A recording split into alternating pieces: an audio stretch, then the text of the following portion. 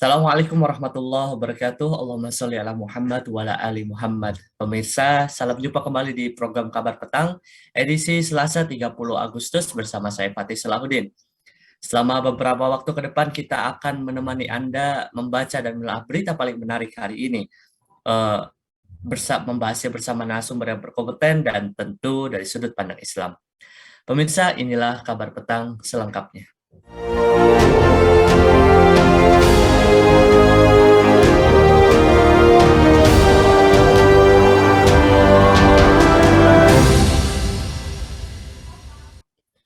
Sistem pemantauan pasar dan kebutuhan pokok Kementerian Perdagangan atau Kemendag mencatat harga telur ayam ras naik lagi. Secara rata-rata nasional, harga telur ayam ras naik jadi 31.000 per kilogram. Menurut Paguyuban Peternak Rakyat Indonesia atau PPRN, harga telur ayam ras yang sudah di atas 30.000 per kilogram itu adalah rekor tertinggi sejarah Republik Indonesia ini berdiri. Namun demikian, Menteri Perdagangan Zulkifli Hasan meminta masyarakat untuk tidak meributkan harga telur ayam yang sudah meroket di atas 30.000 per kilogram di sejumlah daerah. Ia malah membandingkan harga telur ayam yang disebut pedagang tertinggi dalam sejarah itu dengan misi dagang yang berhasil dicapai dari India. Pemirsa, apa penyebab harga tinggi telur? Sampai kapan dan apa solusi mengatasi kenaikan harga telur? Untuk membahasnya, kami telah terhubung dengan Direktur Lembaga Studi Ekonomi Islam, Bung Arif Firmansyah. Assalamualaikum, Bung Arif. Waalaikumsalam warahmatullahi wabarakatuh, Bung Fatih. Bung Arif, bagaimana kabarnya? Alhamdulillah, tetap sehat walafiat dan bahagia selalu. Baik, alhamdulillah. Baik, Bung, mohon izin untuk langsung di pertanyaan pertama pada diskusi kita hari ini. Bung, kini publik mengeluh kenaikan harga telur di pasaran yang secara tiba-tiba mencapai 32.000, bahkan di beberapa daerah pernah mencapai 38.000. Kenaikan harga telur dan sejumlah bahan pangan sudah mulai terasa dampaknya bagi masyarakat kecil. Sebenarnya, Bung, apa penyebab tinggi harga telur dan apa dampaknya ke masyarakat? Baik, terima kasih Bung Fatih. Bismillahirrahmanirrahim. Assalamualaikum warahmatullahi wabarakatuh. Salam bahagia selalu untuk seluruh pemirsa Khilafah News Channel untuk petang. Baik, saat ini memang kalau kita perhatikan untuk fenomena ekonomi di Indonesia ini cukup dinamis sekali, ya, sehingga seringkali memberikan kejutan-kejutan bagi masyarakat. Kejutan ini bukan kejutan kebahagiaan, tapi kejutan yang membuat banyak masyarakat itu berdegup jantungnya karena lebih mengarah kepada beratnya atau kesulitan hidup, termasuk diantaranya adalah harga telur. Kita tahu sendiri bahwasanya telur ini bukan sekedar komoditas yang simple, sederhana dan rendahan, tidak, tapi ternyata ini termasuk bagian dari komoditas pangan yang dibutuhkan oleh semua lapisan masyarakat, mulai dari misalkan kelas bawah hingga yang kelas atas misalnya itu. Nah, maka dari itu tentu kalau ada terjadi kenaikan produk ini, maka itu juga akan memberikan efek multiplier atau efek domino terhadap ekonomi nasional. Nah, sekarang kalau tadi sudah sempat disinggung oleh Bung Fatih bahwasanya saat ini harga telur di pasaran bisa dikatakan tertinggi dalam sejarah Indonesia. Saya juga memantau. Nah, bahkan bisa disebut kalau tadi di beberapa daerah 30.000, cuman kalau yang saya dapat ini malah lebih tinggi lagi, yaitu seperti di Papua itu bisa sampai menembus angka 54.000 per kilogram. Nah, ini kan nggak main-main misalnya itu. Jadi kalaulah publik menilai ini adalah harga telur yang paling mahal dalam sejarah NKRI, ya wajar ada penyebutan seperti itu. Dan memang kalau kita perhatikan yang disayangkan adalah Menteri Perdagangan memberikan statement atau komentar yang nampak kurang serius untuk bisa menjadikan ini masalah yang untuk harus segera diselesaikan, misalnya itu. Bahkan beliaunya membandingkan dengan sebelum beliau menjadi Menteri Perdagangan pun juga sempat naik, ya, dan sekarang kalaulah naik pun juga tidak setinggi sebelum beliau jadi Menteri Perdagangan. Ini kan kalau bisa disebut maka kurang elok lah sebagai pejabat publik itu memberikan pembandingan seperti itu. Maka sebagai Menteri Perdagangan maka dibutuhkan solusinya. untuk mengatasi hal seperti ini. Saya coba membuat catatan di sini. Contoh misalkan tahun beberapa, dan memang kalau kita perhatikan kenaikan harga telur ini ya tiap tahun meningkat, ya tiap tahun meningkat. Saya ambil dari catatan saya, misalnya itu sekitar tahun 2014, ya tahun 2014 data BPS misalnya itu, data BPS ini angka atau harga telur itu masih mencapai 17.769 per kilo. Tahun 2015 naik 19.648. Tahun 2016 naik 20.472.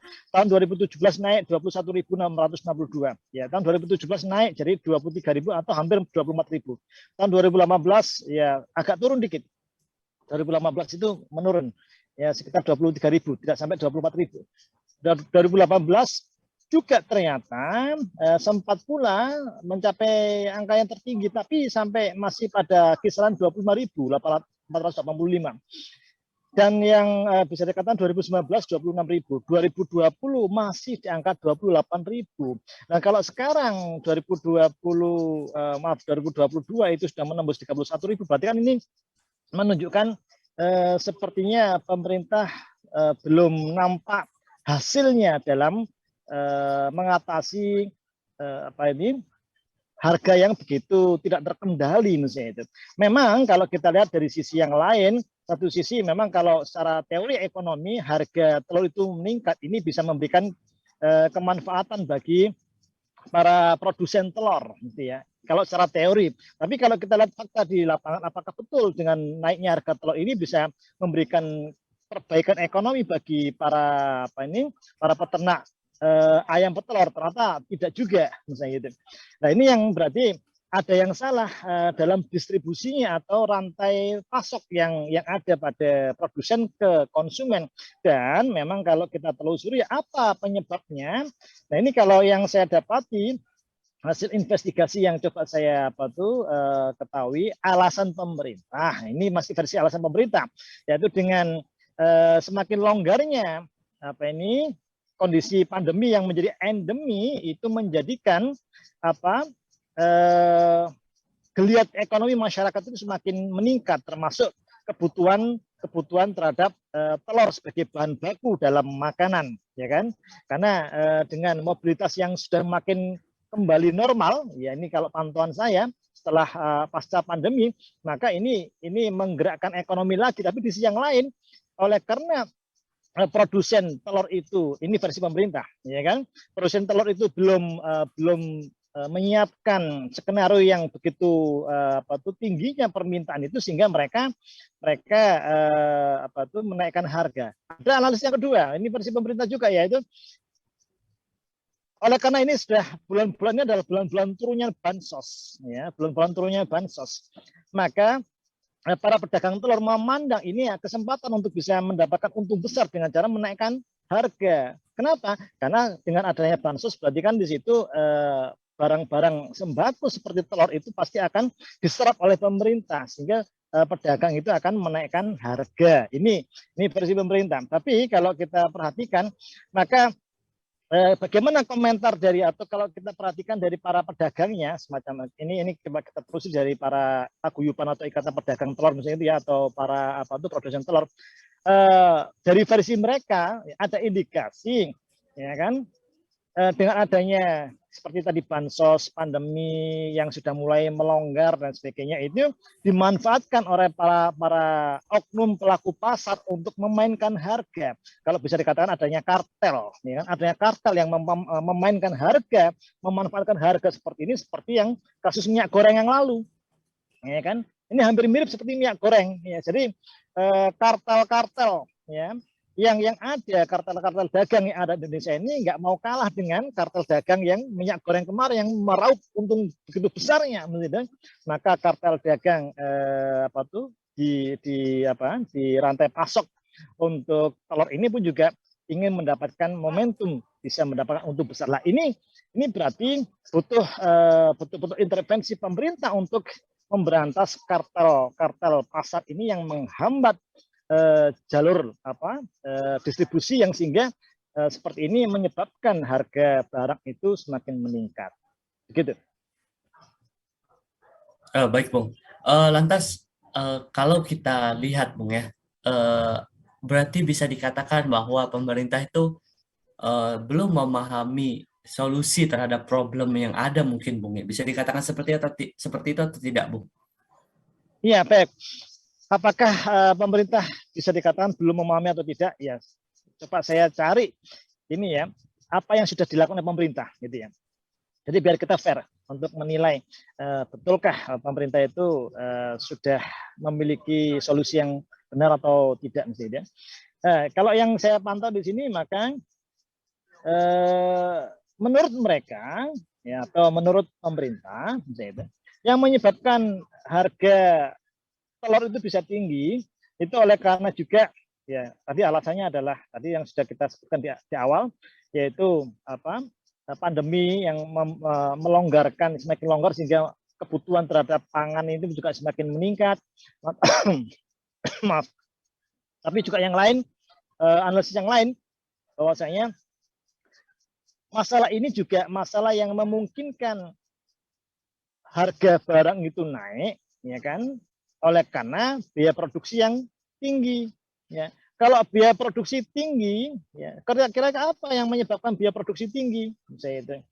Nah, ini saya coba telusuri, maka biaya produksi yang didapatkan oleh para peternak ayam petelur itu salah satunya adalah bahan baku. Bahan baku yang mereka peroleh untuk pangan atau pakannya ayam petelur itu masih bergantung pada pakan impor, yaitu jagung, staf soybean, misalnya itu. Nah, yang ini tiap tahun itu semakin meningkat harganya. Tiap tahun semakin meningkat. Kalau yang saya pantau 2020 sekitar 376 US dollar per ton. 2021 546 US dollar per ton. 2020 553 US dollar per ton. Nah, ini kalau tidak diatasi oleh pemerintah untuk menyelesaikan tingginya bahan baku oleh karena masih bergantung pada impor, maka masalah terkait dengan tingginya harga telur ini akan terus tidak akan terselesaikan. Faktanya tadi dari garis statistiknya mulai dari 2014 sampai 2022 ini ternyata memang telur itu konsisten naik. Telur itu konsisten naik berarti sepertinya ya tadi kalau kita menduga, publik itu menduga bahwasanya pemerintah belum begitu serius atau bahkan mungkin belum memahami untuk membuat solusi yang tepat sasaran menyelesaikan problem kenaikan harga telur yang signifikan seperti ini. Nah, ini yang akhirnya kalau kita berikan catatan, ya maka pemerintah butuh keseriusan dan betul-betul memahami betul solusi tersebut ya untuk bisa diselesaikan dengan segera dan tuntas, tidak cuma sekedar retorik atau wacana saja di depan publik. Baik, gitu. Baik, Bung. Lantas, apa solusi Islam ya, Bung ya, dalam memberikan solusi terukur untuk persoalan harga telur yang bergejolak seperti ini, Bung? Ya, solusi Islam dalam ekonomi Islam, misalkan kalau kita lihat sini berarti kan ini ada katanya juga dengan harga tinggi itu salah satu indikasi terjadinya inflasi.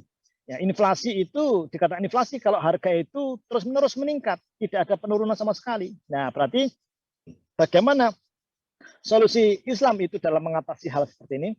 Tentu satu, pemerintah harus memastikan terlebih dahulu terkait dengan apa penyebab dari tingginya harga telur tadi ya. Kalau memang betul misalkan harga pakan dari ternak ayam petelur ini cukup tinggi, maka pemerintah perlu memberikan insentif berupa subsidi kepada para peternak ayam petelur terkait dengan pakan tersebut. Minimal kalau memang itu masih bergantung pada impor, maka ada pengurangan biaya impor atau bahkan ada subsidi untuk harga pakan ternak tersebut terhadap terhadap para produsen atau peternak ayam petelur. Kenapa? Saya katakan subsidi itu tidak selalu sifatnya membakar uang. Selama ini kan persepsi yang ada pada pemerintah itu subsidi itu membakar uang. Seperti kalau kita kasus tadi BBM nih ya.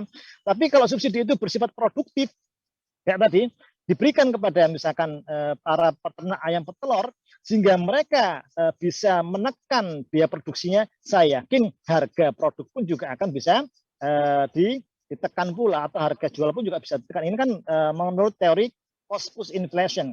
Nah, dan memang kalau di dalam Islam, selama Rasulullah SAW itu pernah ditanya oleh para sahabat terkait dengan tingginya harga barang, waktu zaman Rasulullah itu pernah terjadi inflasi. Inflasinya kenapa? Karena kalau zaman Rasulullah itu inflasinya satu, ya, kelangkaan barang yang diakibatkan oleh peperangan, kekeringan. Yang kedua, adanya kesalahan manusiawi. Tapi kalau waktunya Rasulullah dulu masih ada, maka inflasi itu lebih banyak disebabkan oleh kekeringan, ya, atau mungkin peperangan. Nah, ini pemerintah ya, dalam hal ini Rasulullah pernah diminta oleh para sahabat untuk menetapkan harga. Artinya mematok harga, ya kan? Harga harus sekian, jangan dibiarkan tinggi. Tapi Rasulullah nggak mau. Rasulullah nggak mau bukan berarti lantas ini merugikan konsumen, tidak. Tapi Rasulullah itu tetap menyatakan bahwasanya ini biarkan sebagaimana demand and supply, keseimbangan pasar. Dan tugasnya Rasulullah selaku pemerintah memantau betul pasar tidak sampai dipermainkan oleh para oknum-oknum dari pedagang atau kartel tadi. Ini yang diberantas Rasulullah. Yang kedua, Rasulullah pun juga melakukan yang namanya subsidi barang. Subsidi barang itu artinya apa? Berarti stok telur yang selama ini ada di pasaran, ya, kalau memang itu cukup tinggi harganya, ya, kalau mungkin meminjam istilah sekarang adalah bulog selama ini kan menyerap beras, ya.